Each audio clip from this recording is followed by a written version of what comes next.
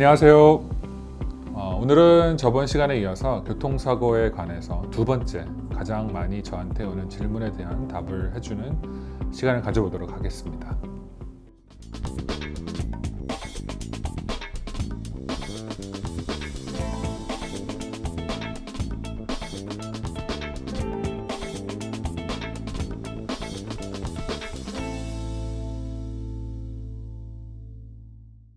합의를 빨리 하는 게 좋을까요? 아니면 치료를 다 마치고 하는 게 좋을까요?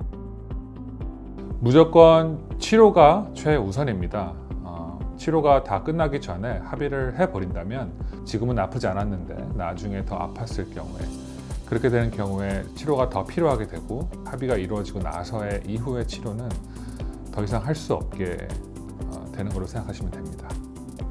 보험사에서 지금 합의하면 돈을 더 줄게요 라고 할 때 거절해야 하나요? 요거는요 좀 조심하셔야 돼요.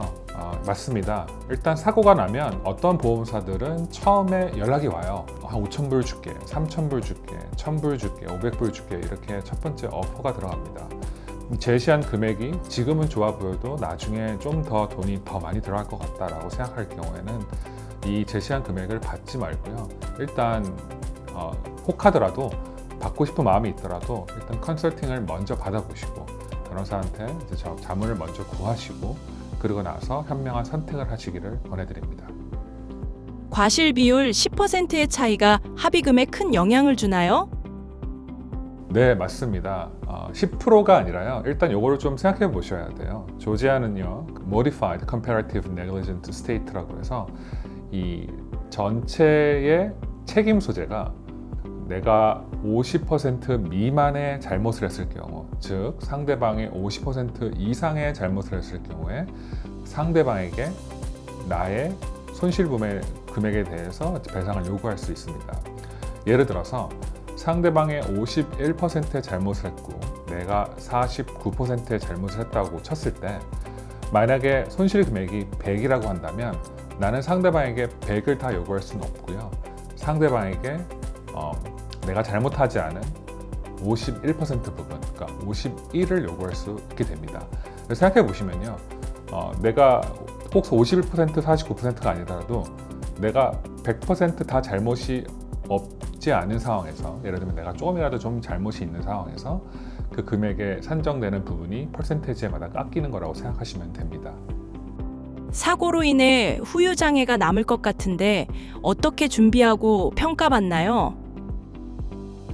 이 후유 장애는요, 상해감에서 가장 큰 부분을 차지하고 있습니다. 제가 전에도 말씀드렸듯이 실질적으로 돈을 쓰게 된 이게 스페셜 데미지라고 해서 이 부분과 페인 앤 서퍼링이라고 해서 실질적으로 돈을 쓰진 않았지만 내가 불편함을 겪거나 이렇게 후유 장애가 있을 경우에 이런 것들을 합산해서 보상금의 금액을 산정하고 이 보상금을 요청하게 됩니다. 그렇지만 후유 장애라는 것이 굉장히 주관적이기도 하고요. 그리고 지금은 나타나지 않은데 내가 알 수가 없잖아요. 이럴 때 가장 쓰는 좋은 방법이 이제 전문가, 예를 들어서 의료인이죠. 내가 6개월 이상이나 이러한 똑같은 증상으로 고통받고 있는데 이런 후유 장애가 있습니까? 하는 진단서를 한번 끊어보시기를 권해보시고요. 그리고 진단서를 끊었을 때 그것을 이제 서밋하셔서 보험사 클레임에 아니면 담당하고 있는 변호사들에게 지급하셔서 나의 후유 장애를 입증하시고 거기에 대해서 보상을 받으시는 것이 중요합니다. 사고 직후 바로 병원을 안 갔는데 몸이 아파서 나중에 병원을 갈 경우 보상받기 힘든가요? 요거는 때에 따라서 it depends라고 말씀을 드릴 수는 있어요. 가장 간단히 말씀드리면 보상받기가 많이 어려워집니다. 어떤 분들은 그러더라고요.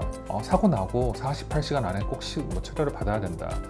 그 말이 절대적으로 틀린 것은 아니지만 어느 정도 일리가 있습니다. 그렇지만 그게 공식이 있는 건 아니고요. 내가 사고가 나고 나서 한 달 뒤에 몸이 아파서 치료를 받았다고 해서 그 돈을 못 받는 건 아니에요. 다만 그럴 경우에 한 달 동안의 텀이 주어진다면 상대방에게 내 클레임을 공격할 수 있는 건덕지를 너무 많이 주시는 거죠. 최대한 빠른 시간에 치료를 한 것보다는 굉장히 케이스에 대해서 이제 그 스트렝스가 약해지는 경우가 생기게 됩니다. 그래서 웬만하면 사고가 났다면 몸이 불편하다고 생각하시고 아프다고 생각하시면 바로 의료인을 찾아가서 치료를 받으시고 치료받은 것에 대한 의료 기록을 꼼꼼히 남기시고 자기가 다친 부분을 객관화하시는 작업을 해드리기를 권해드립니다. 음주운전이나 무보험 차량과 사고가 나면 어떻게 해야 하나요?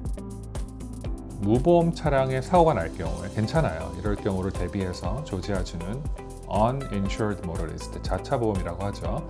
이 자차 보험을 통해서 내 차를 고칠 수가 있고요. 이 자차 보험을 통해서 내가 다친 부분에 대해서 이제 보상받을 수 있습니다. 그렇지만 이제 운전자가 음주를 하거나 마약을 하거나 이런 이제 DUI라고 하죠.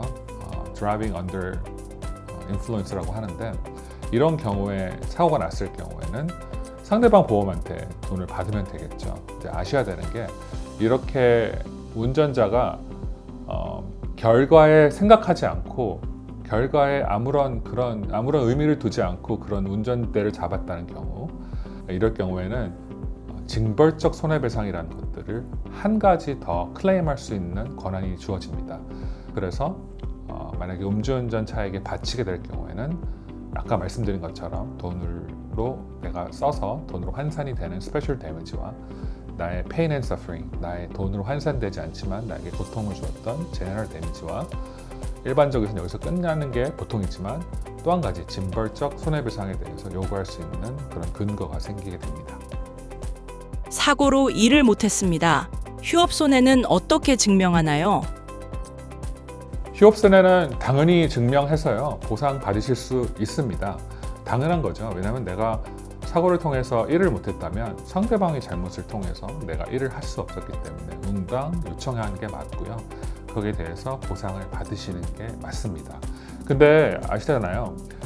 우리 한인들이 자영업자 분들이 많아서 저희가 한 달에 받아야 될 몇 달간 받아야 되는 금액에 대해서 손실이 났을 때는 W2나 1099나 아니면 페이스톱을 통해서 텍스 서류를 통해서 너무나 쉽게 입증이 가능한데요. 자영업자들은 그게 많이 힘들지 않습니까? 그렇다면 자영업자들은 조금 더 입증해야 하실 부분이 많으세요. 예를 들어서 나의 업장에 대해서 내가 관리하고 있는 사업장에 대해서 매출이나 세금 서류나 아니면 작년과 이번 연도를 비교를 하거나 저번 달과 이번 달을 한 몇 달 전부터 비교를 해서 그런 것들을 제출해서 입증하시는 노력이 필요합니다. 많이 어려운 것들은 이제 사실입니다. 기존에 지병이 있으면 보상이 깎이나요? 이거는 이제 it depends라고 그럴 수도 그렇지 않을 수도 있습니다. pre-existing condition, 그러니까 지병이 있는 경우에 그 지병이 사고가 나서 아픈 부위와 동일한 부분인가, 동일하지 않은 부분인가를 일단 확인하셔야 되고요. 동일한 부분이라 할지라도 예를 들어서 사고가 나기 전에 내가 받았던 치료가 한참 전에 있었던 일이었다. 아니면 치료가 오래 이루어지지 않았다. 이런 부분도 확인하셔야 됩니다. 왜 이렇게 말씀드리냐면 사람이 살아가면서 이제 목, 허리, 어깨 이런 부분들은 이제 wear and tear라고 그래서 언제든지 아플 수 있고요. 계속 쓰다 보니까 언제든지 다칠 수 있는 곳이에요. 내가 조금 다쳤다 그래서 이거를 사고 나기 이전에 치료를 받았는데 이 치료를 받은 상황만으로 이 사람이 이 지병이 원래 있던 사람이야 라고 주장하고 보상을 하지 않는 경우는 그거는 방어를 할 수 있습니다. 조지아에서는 또 이런 것도 있어요. 이제 계란껍질 덕진이라고 axial skull doctrine이라고 해서 만약에 이 사람이 계란껍질처럼 깨지기 쉬운 사람이라 할지라도 교통사고로 인해서 잘못이 상대방이 있고 상대방을 인해서 그 사람이 다치게 됐다면 이 사람이 병이 없는 것처럼 한 사람처럼 동일하게 보상을 줘야 된다는 판례도 있습니다. 그래서 지병이 있다고 해서 내가 보상을 다 받을 수 없는 것은 아닙니다. 그렇지만 생각해 보셔야 돼요. 제 경험상 어떤 분은 굉장히 몸이 안 좋으신 분들도 계셨어요. 그리고 나서 사고가 났는데 사고가 그렇게 임팩트가 그렇게 크지 않은 사고였습니다. 그렇지만 이미 몸이 아팠기 때문에 이 사고가 나지 않아도 치료를 받으실 분이셨어요. 그렇지만 이 사고가 났다고 해서 이 치료를 많이 받으셨거든요. 이런 경우에는 좀 입증하기는 많이 어렵고요. 저희가 이제 완벽하게 깨끗하게 많이 보상을 받을 수 있는 이기는 범위는 많이 기대하시기는 어려우실 거라고 믿습니다. 저번 시간에 이어서 교통사고 두 번째 가장 저에게 많이 오는 질문들에 대해서 답을 가져보는 시간을 가졌고요. 저희가 이거 말고도 저한테 질문들이 많습니다. 저한테 만약에 교통사고에 대해서 궁금하시거나 지금 사고를 당하셨다면 언제든지 주저 말고 저희 변호사 사무실에 연락을 주셔서 도움을 요청해 보시기를 권해드리겠습니다. 감사합니다.